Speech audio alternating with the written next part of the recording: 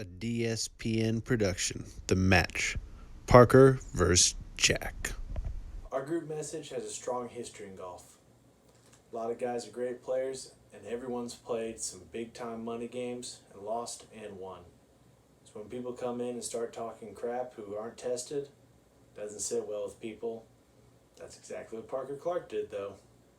First, he started talking to Cooper and Joe. He started chirping them.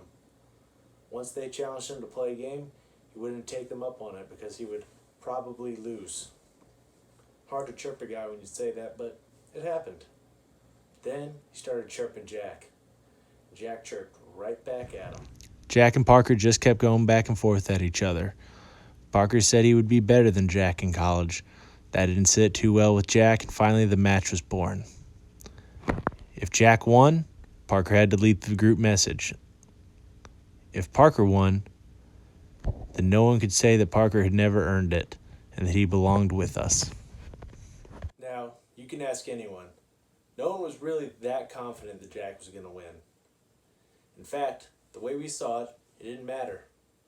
On one hand, if Jack lost, it was going to be really tight, it was going to be fun to watch. On the other hand, if Jack won, then Parker was out. Win-win for us.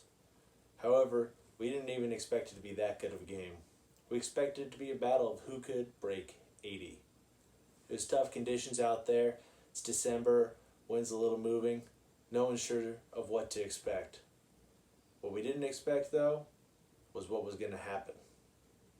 On the first hole, I thought one of them would top it off the tee, which Jack has done to the center island at Keene about 4 years ago. But instead, Jack ended up piping one down the center, and Parker ended up throwing one in the right-hand side bunker. Jack had stuck his to 5 feet, and Parker, who was 20 feet away, got behind the putt and rolled it in, which put pressure on Jack to make his birdie putt. Jack nevertheless got up and rolled it in for both of them to go 1 under through 1. On the second hole, the great play continued. Jack and Parker both got it up near the green, and Jack put it to about 30 feet and rolled his 30-footer up next to the hole for par. And Parker, who had about 8 feet left for birdie, rolled it in the back of the cup to go 2 under through 2. This was a surprise because both these guys we thought were going to shoot somewhere near 80, and instead we got Parker out at 2 under through 2 and Jack at 1 under through 2. The stellar play continued on 3.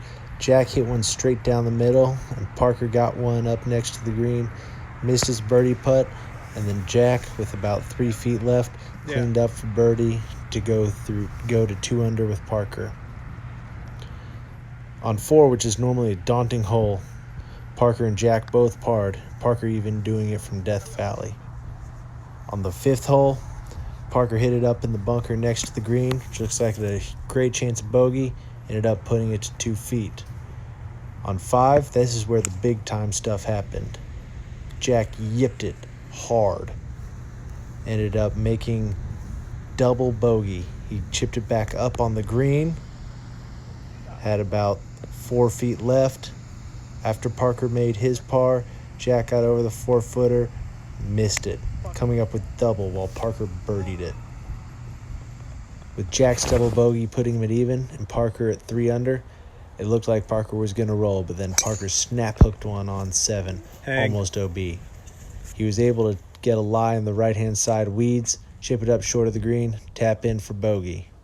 On 8, Parker hit one down the middle, trying to get his mojo back, but Jack, being the longer player, had a great lie in the fairway and put it right next to the green. Jack was able to chip it up to 6 feet from beside the green, while Parker was stuck with making par. Jack managed to take advantage of his great chip, make birdie, and then on 9, put it on the pro line down the fairway, while Parker put it in the left-hand side rough and then short of the green. Parker had to get this up and down in order to stay at 2 under and have a 1-stroke lead over Jack. He sacked up, rolled it in the back of I'm here with Jack at 10T. Jack, how would you say you played today? I mean, playing pretty well, hitting the ball good. The glutes are activated. I'm never going to complain about red numbers. Just got to keep it rolling on the back. I got you. What are you going to be focusing on this side? Is there anything in particular? In particular, I've got to chip the ball better. We've been a little bit peckish with it. But other than that, I mean, playing pretty well. Just can't make any putts. Sounds good, Jack. Thank you. Best of luck. Thank you, commentator. I'm here at hole number 10 with Parker. Parker, how would you describe your play today? I'm playing really solid. I'm happy with how I'm hitting the ball. I was 3 under at one point, made a bogey, but just had to take my medicine on, 7, just punch it out, get it out with a bogey, 2 under going into the back 9. Still have a 1-shot lead, but just still a lot of golf left to play. That's real. Is there anything you're going to focus on this side? Just keeping my head down and focusing and keep trying to go lower and lower and dig him into the ground. Sounds good. Best of luck. Thank you. Parker struggled again on 10 with being in position. He hit it right just short of the bunker, which was a fine leave, then hit it long of the green, which is a death trap on 10. Tipped it onto the green and then missed the putt to go back to 1 under and tied up with Jack, except Jack put it to a couple feet and rolled in his 2-footer for birdie to go up 1 on Parker. Parker again got out of position on 11, putting it in the bunker, got back in position in the fairway, got it up and down from beside the green for par, and Jack, who was on the green in regulation, rolled his birdie look about 4 feet past the hole. With a little knee knocker in his face, Jack barely missed the putt to go back to 1 under and tied with Parker. On the back 9, we saw more fireworks and more mistakes. Parker and Jack both hit it in the weeds left on 12. Jack put his at 8 feet for par and rolled in the par putt. Parker had a chance at par from about 7 feet and was just a hair off to go back to even. On 13, we saw Jack hit one right down the center. Parker hit it to 5 feet. Jack had 15 feet down the hill for birdie, rolled it in to get to 2 under. Parker, who would have been 2 back if he had parred the hole, decided to clutch up and rolled in a great birdie putt to make it to 1 under, staying 1 behind Jack. Unfortunately, though, mistakes were made and great shots were made too.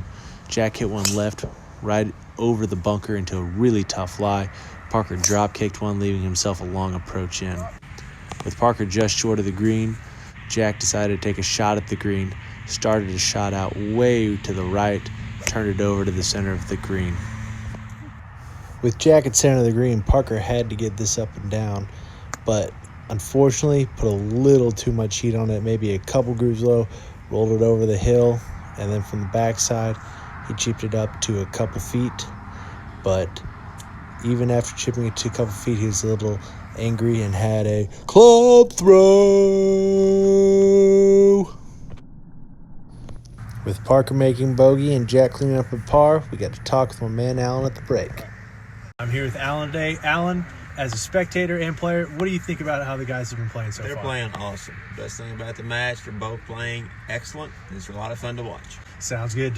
From the match, could you tell that these guys really don't like each other too much? No, I don't do that at all. With a 2-shot lead, looked like Jack might give up a little bit on this hole. Hit Drawing it back long left. left, had a tough chip while Parker put it to about 20 feet. Jack decided to hit a little wedge out of the rough, try to bump and run it up, but unfortunately for him, it got caught up. Parker had a good look at it, left his putt a little short and made an easy par. Jack was going to keep his 2-shot lead. He had to make the chip, and he decided to put his big boy pants on.